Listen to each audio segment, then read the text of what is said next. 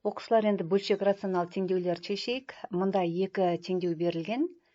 Мен қазір А жағдайын көрсетейін, Б жағдайын өздерің үйде шығарып көріңдер. Бөлшек рационал теңдеулерді шешу үшін алдымен теңдіктің бір жағына жинақтап ортақ бөлімге келтіреміз. Бөлшектерді ортақ бөлімге келтіру үшін алдымен бөлшектердің бөлімін көбейткіштерге жіктеп алған дұрыс. Ал енді мұнда бөлшектердің бөлімінде квадрат үш мүшелер тұр.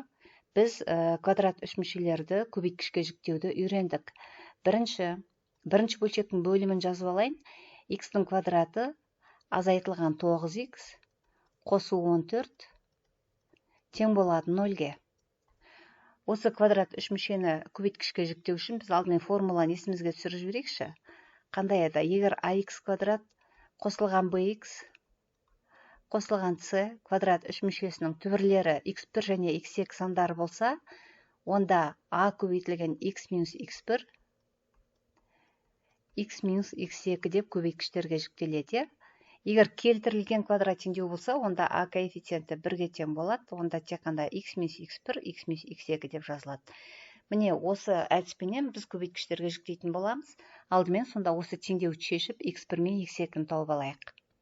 Түбірлердің қосындысы 9-ға тең, x1 қосылған x2 тең 9-ға, түбірлердің көбейтіндісі x1 көбейтілген x2 тең болады 14-ге.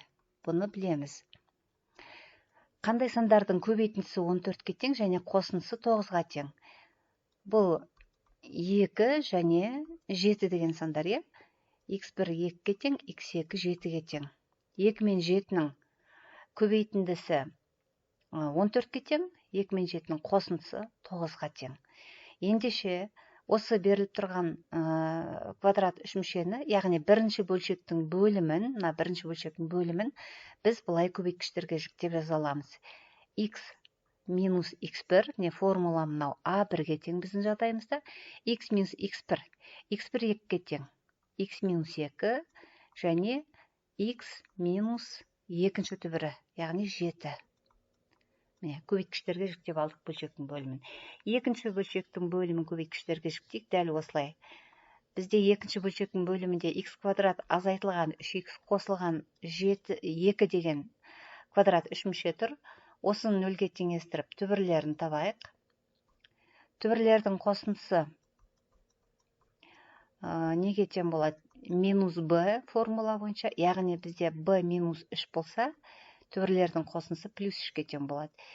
Түбірлердің көбейтіндісі тең болады c-ға, яғни 2-ге тең. Қандай сандардың көбейтіндісі 2-ге, қосындысы 3-ге тең болады? Әрине бұл 1 және 2 деген сандар. Сонда x1 тең болады 1-ге, x2 тең болады 2-ге. 2 мен 1-ді көбейтеміз 2 шығады, 2 мен 1-ді қосамыз 3 шығады. Сонымен осы квадрат үш мүшені біз көбейткіштерге жіктейтін болсақ, x азайтылған x1. x1 1-ге тең.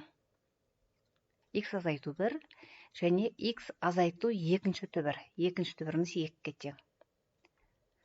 Міне, біз екі бөлшектің бөлімінде көбейткіштерге жіктедік. Енді осы бөлшектерді былай жазайық. 2x азайтылған 7 бөлінген бөлшектің бөлімі x квадрат минус 9x плюс 14-тің орнына мен жазамын x минус 2, міне мұнан жазамын. x минус 2 және x минус 7 көбейтіндісі. Азайту 1 бөлінген екінші бөлшектің бөлімі x квадрат минус 3x плюс 2. Біз оны көбейткіштерге жіктедік. Мінеке x минус 1 мен x минус 2-нің көбейтіндісі. x минус 1 көбейтілген x минус 2. Тең болады 1 бөлінген x минус 1. Біз оны теңдіктің екінші жағына шығарып жіберейік. Яғни теңдіктің сол жағына шығарайық. Сонда минус 1 бөлінген x азайту 1 тең 0 деп жазамыз. Енді жасайтын жұмысымыз ортақ бөлімге келтіру. Бірінші бөлшектің бөлімінде x минус 2 бар. x минус 7 деген жақша бар. Екінші бөлшектің бөлімінде x минус 1 бар. x-1-ді аламыз ортақ бөлімге. Мында x-2 бар, бірақ біз оны алдық x-2-ні. Үшінші бөлшектің бөлімінде x-1 бар, оны да біз алдық. Сонымен ортақ бөлім x-2, x-7, x-1-дің көбейтіндісі болады. Бірінші бөлшекке жетіспейтіні x-1 жетіспей тұр. Екінші бөлшекке x-1 бар, x-2 бар, бұнда x-7 жоқ. x-7-ден берейік. Үшінші бөлшекке, мына бөлшекке, қазір мен жоғары жағындасын өшірейін.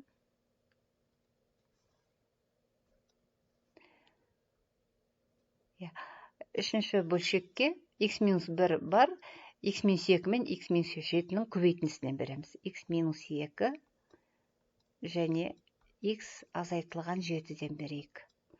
Сонымен бөлшектің алымы неге тең болды? 2x азайту 7 көбейтілген x азайту 1. Азайту, мына бөлшектің алымында 1 көбейтілген x-7. x-7-нің өзін жақшаға алып жазып қояйын. Азайтылған x-2 менен x-7-нің көбейтіндісі тең 0-ге. Енді алымын ықшамдап жіберейік. Мында жазайын.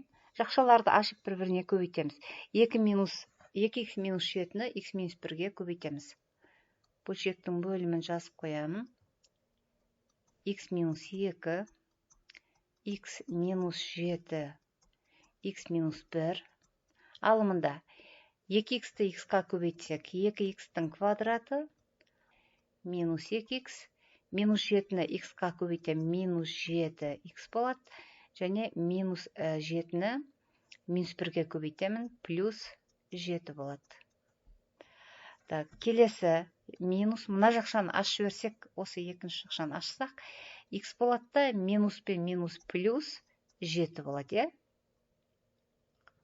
Ары қарай, келесі x-2 мен x-7-нің көбейтіндісі бізде бар. x-2 мен x-7-нің көбейтіндісі міне мынаған тең. Азайтылған x-тің квадраты, мына минус пенен 9-ның алдына минус плюс болады, плюс 9x минус 14 болады.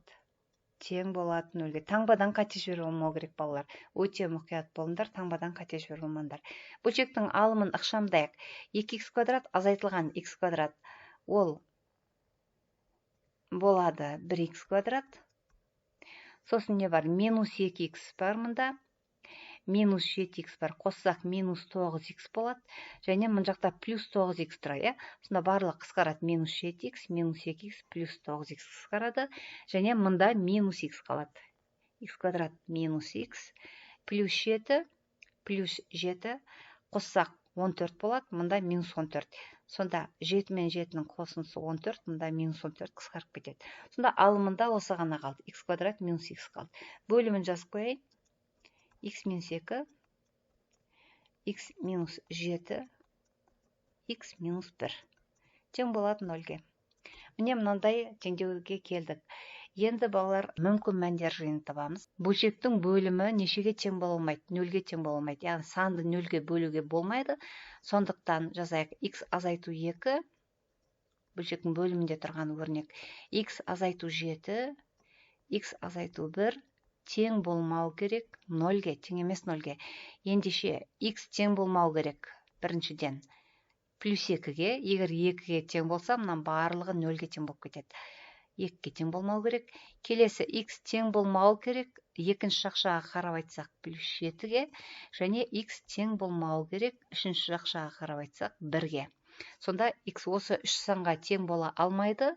Басқа сандардың барлығына тең бола алады. Яғни x-дің қабылдайтын мәндері. Енді бөлшек 0-ге тең болады қай уақытта? Егер бөлшектің алымы 0-ге тең болса. Алымын 0-ге теңестіріп, теңдеу шешуді жалғастырайық. X-тің квадраты азайту x тең болады 0-ге. Бұндай теңдеу шешуді білеміз. Толымсыз квадрат теңдеу. Көбейткішке жіктеу арқылы шешейік. X-ті жақшасына шығарамыз. Жақша ішінде x минус 1 қалады. Тең болады 0-ге. Енді екі көбейткішті жеке-жеке 0-ге теңестірсек, x бірінші тең болады 0-ге, және x екінші тең болады 1-ге, жақшаның ішін 0-ге теңестіргенде x 1-ге тең болады.